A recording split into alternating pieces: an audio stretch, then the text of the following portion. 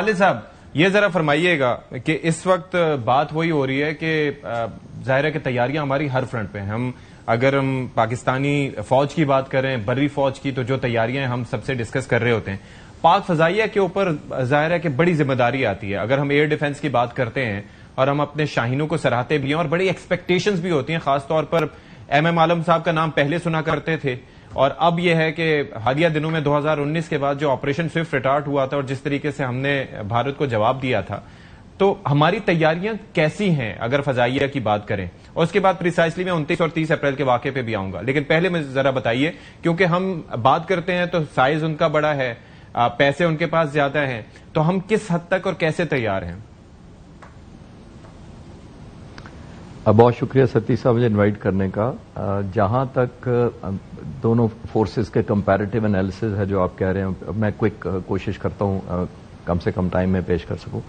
دیکھیے, ہم کبھی بھی numerically number wise Hindustan air force کے ساتھ میچ نہیں کر سکیں گے اور نہ کرتے ہیں. یہ ہمیں ڈے ون پہ, جب میں بھی نوجوان فائٹر پائلٹ تھا, ہمیں ڈے ون سے یہ سمجھایا بھی گیا تھا اور ٹرینڈ بھی اسی طرح کیا گیا تھا.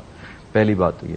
دوسری امپورٹنٹ بات اس کے اندر یہ ہے, پر ہم گیپ کیسے پلگ کرتے ہیں اس سارے ڈسپیرٹی کو. ہم 3-4 چیزوں سے کرتے ہیں. جب سے پاکستان بنا ہمیں پتا ہے کہ ہم نے ایک جذبہ ایمان کے ساتھ اس کا ڈیفینڈ کرنا ہے. ایک قوت ایمانی ضرور ہمارے ڈیفینیٹلی ہماری ایک بلیسنگ ہے اللہ تعالیٰ کی طرف سے ہمارے اندر, ایک بات.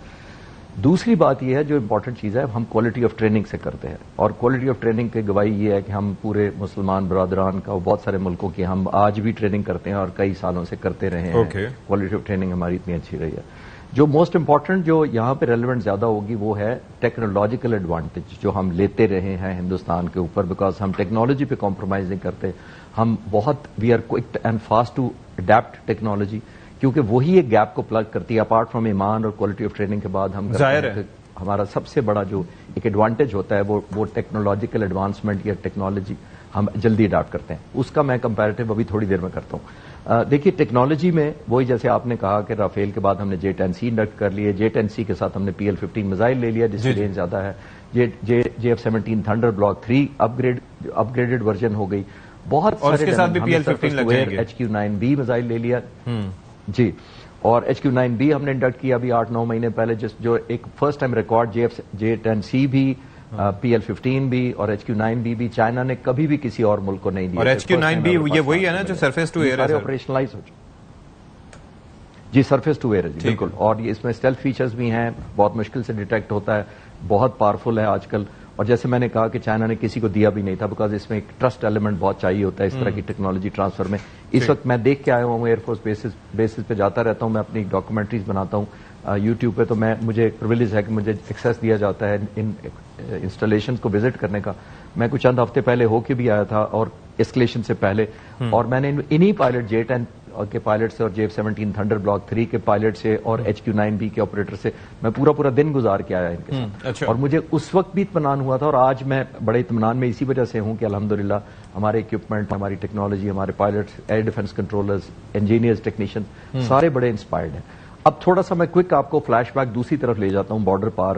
ہندوستان کا جو آفیشیل گورنمنٹ آف انڈیا نے جو اپروول دیا ہوا ہے انڈین ایئر فورس کا, وہ ہے ٹوٹل 45 اسکواڈرنز کا اپروول دیا ہوا ہے. اسکواڈرن میں 20 سے 22 جہاز ہوتے ہیں, 18 سے 22 ویری کرتے ہیں. 45 اسکواڈرن کا حکومت انڈیا کی طرف سے اپروول ہے انڈین ایئر فورس کو. اس وقت Indian air force 32 squadron operate کر رہی ہے. اور وجہ کیا ہے؟ فنڈ ریلیز نہیں کیے جاتے. اس حقیقت کے باوجود کہ ہمارے ملک کا جتنا فنڈ ہے اس سے زیادہ ان کا ڈیفنس بجٹ ہے ہندوستان کا, اس کے باوجود ان کے جہاز پورے نہیں ہیں. اور جس کا نقصان ان کو یہ ہوتا ہے, ظاہر ہے کہ وہ ایک اسٹرینتھ جو ان کو چاہیے ہوتی ہے اپنا وہ نہیں مل رہی کرنے کے لیے, مائٹ اس پہ کمپرومائز ہو رہا ہے. ٹھیک ہے. اور اس کے علاوہ ابھی آپ دیکھیے اسی وجہ سے ان کے ایکسیڈنٹس اس لیے ہوتے ہیں کہ کوالٹی پہ کمپرومائز. چلیں اس پہ ہم فردر بھی آگے اس ڈیبیٹ کو آگے بڑھائیں گے.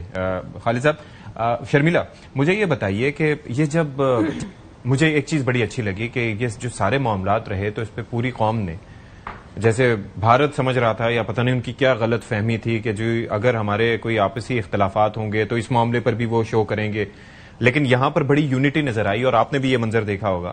لیکن ایک چیز, یہ گزشتہ روز جو بریفنگ تھی اس کے اندر تحریک انصاف کا شریک نہ ہونا, ڈو یو تھنک کہ یہ انہیں کرنا چاہیے تھا یا optics? At this point in time, it's very, very irrelevant. PTI doesn't matter. PTI یا کوئی اور جماعت یا کوئی اور سیاسی شخصیت جو اس وقت پاکستان کی سالمیت کے ساتھ نہیں کھڑی, پاکستان کی افواج کے ساتھ نہیں کھڑی because they are ultimate defenders. وہ محب وطن نہیں ہے. اس وقت جو چیز میٹر کرتی ہے وہ یہ ہے کہ پوری قوم, میں یہ نہیں کہہ رہی پی ٹی آئی لیڈرشپ وغیرہ, لیکن آئی ایم شیور ان کے ووٹرز, پوری قوم اس وقت پاک افواج کے پیچھے کھڑی ہے. انڈیا کی جارحیت, انڈیا کا پانی بند کرنا, انڈیا کی دہشت گردی اور انڈیا کا الزام لگانا پاکستان پر, یہ پوری قوم کنڈیم کرتی ہے. بالکل ایسے. اور اس وقت ہر کوئی اس جذبے سے سرشار ہے کہ ہم اپنی پاک افواج کے پیچھے کھڑے ہیں اور کسی بھی ایونچوالٹی کے لیے تیار ہیں. دس از واٹ میٹرز. اور پاکستان کی قوم بڑی غیور عوام ہے, وہ ہمیشہ مشکل حالات میں یکجا ہوتی ہے, اکٹھی ہوتی ہے, ایک یونٹی ہوتی ہے, چاہے بڑے سے بڑا مذاق, آپ سیلاب اٹھا لیں, آپ زلزلہ اٹھا لیں, آپ جنگیں اٹھا لیں, یہ لوگ گھر کھول دیتے ہیں, دل کھولتے ہیں, گھر کھولتے ہیں, جانوں کے نذرانے دیتے ہیں, شہادتیں نوش کرتے ہیں.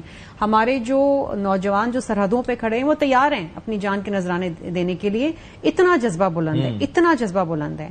اس میں کوئی ایک جماعت یا کوئی ایک شخصیت یا چند لوگ وہ دے ڈونٹ میٹر. وہ اس وقت تو ہر قسم کے اختلافات بھلا کے, ہر قسم کے ایشوز بھلا کے پاکستان کی بات کرنی چاہیے. اس وقت یہ ایک پرچم ہے, پاکستان کا پرچم ہے, اس کے سائے تلے. لیکن the only question was کہ آپ یہ دیکھیے نا کہ کافی نیشنل اسمبلی میں اگر کوئی رکن پہنچتا ہے, سیکیورٹی کی جب پارلیمنٹری پارٹی کی میٹنگ ہوئی ہے نیشنل اسمبلی کے اندر ان کیمرہ, اس میں وہ نہیں آئے ہیں.